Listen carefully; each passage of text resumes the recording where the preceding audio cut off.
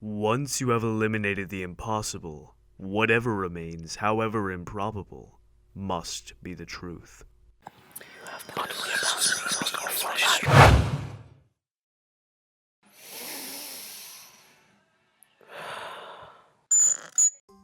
This famous quote of the great literary detective Sherlock Holmes has always resonated with me amongst all of his numerous poignant statements as being remarkably profound in relation.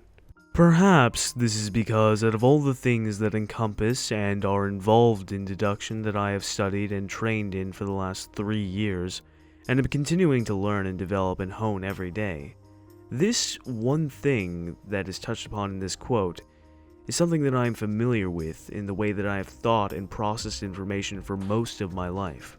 Growing up, I wasn't exactly what you would call observant. In fact, it was very common for me to hear my mother tell me that I needed to pay more attention. I was always largely oblivious to what was around me. I was the kind of kid who would stare off into the distance and daydream for hours on end. I did it so often and was so focused when I did it that my family ended up calling it Jordanville. I always preferred being in my head, alone with my thoughts, than being engaged with people around me. Indeed, observation has been the thing that I've had to work on the most since the beginning. However, the process of elimination is something that I am very familiar with. I'm used to assessing a situation, forming connections, and determining based on those connections what is possible and what is not.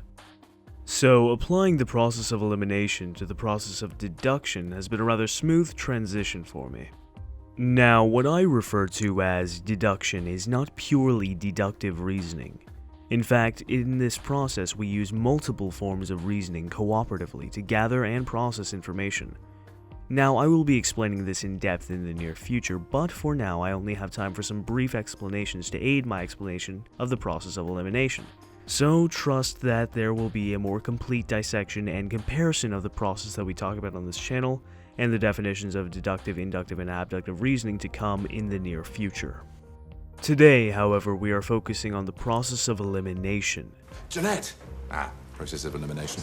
Now, in general, we start the process that we call deduction with an inference based off of observations, a process known as abduction or retroduction. Either term is acceptable, and is, of course, the product of abductive reasoning. However, there can be, and usually are, multiple explanations for an observation or series of observations, and when accounting for these various explanations, we are left with multiple theories that are all viable.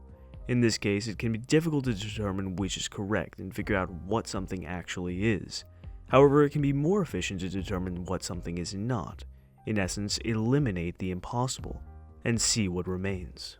To a certain extent, we can continue to rely on abductive reasoning by theorizing based off of a set of observations as opposed to a single observation. This is where the process of elimination begins. A certain theory might be viable in the face of one observation, but when looked at in comparison to the connection that observation has to another observation, it can turn out that that theory cannot work in light of this connection.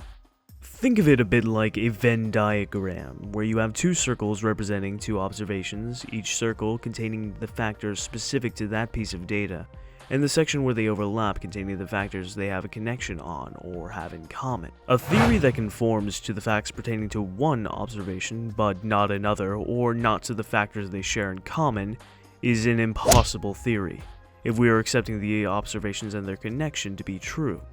This is where we start to use deductive reasoning, where we begin with a premise or general principle that is accepted as true, and apply it to the problem in question. In this case, we begin by accepting the premise that these two observations share a connection, and thus any viable theory must account for them both. So, if a theory fails to account for both, it is incorrect. We can also apply deductive reasoning in actually interpreting the observations that we see into something we can understand and form a theory based off of. If you see a stain, you can reasonably theorize that something marked to the clothing to cause that stain, but there are many different kinds of stains and they are caused by different substances and materials which can be found in various activities. So determining what the stain was caused by can be very important in determining how it was caused, and thus what this person has been doing.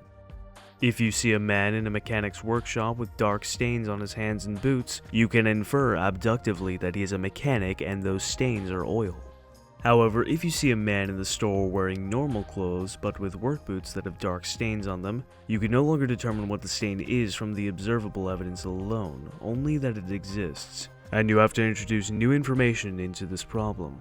This is why I stress the importance of having a vast and reliable knowledge base. If you know how different substances and materials stain clothing, you can use the verified information that you have stored previously as your premise and apply it to the observation in deductive fashion.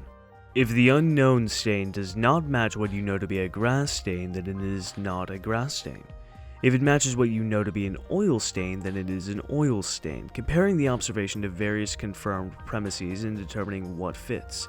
If you associate the premise incorrectly, however, then the deduction is false. This is why, even when using deductive reasoning, we can still be wrong.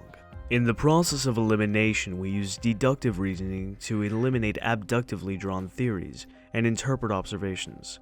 We do this by eliminating the impossible. For something to be possible, it has to account for and agree with all the data, not just one piece or one set.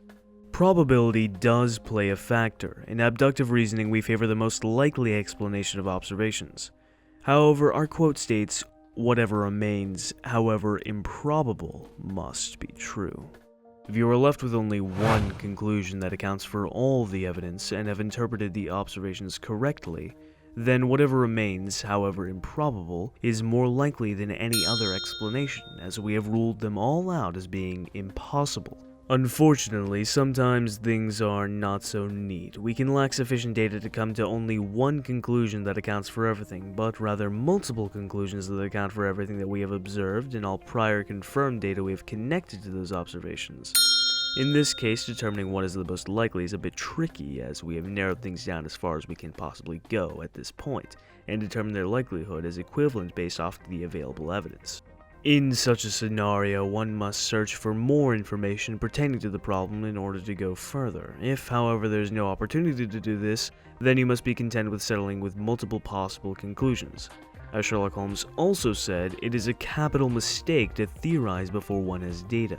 Inevitably, one twists facts to suit theories, rather than theories to suit facts. Holmes has been known many times to come to an either-or solution.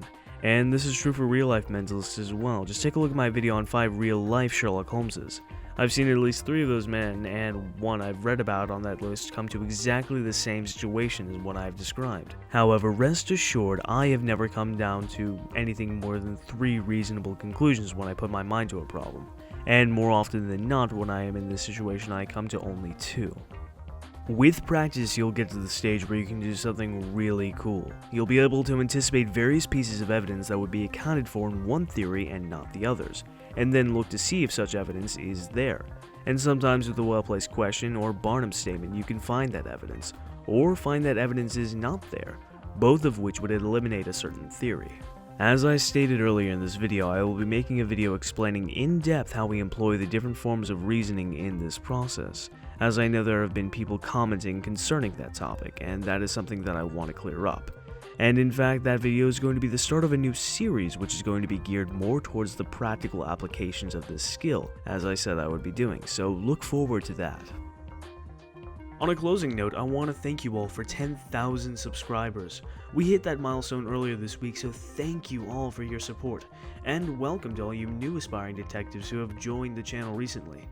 While this isn't my 10k subscriber special, obviously, I do have one in the works. Now, instead of doing a Q&A or something tacky like that, in the spirit of this channel, rather than tell you all the things about me, I want to leave it up to you to deduce things. Some of you have already submitted their deductions about me back when I announced this challenge at 2,000 subscribers, so if you are new and keen on making deductions about me, leave them in the comments below. And that video should be coming next week. Once again, thank you all for 10,000 subscribers, and as always, all you aspiring detectives, arrivederci.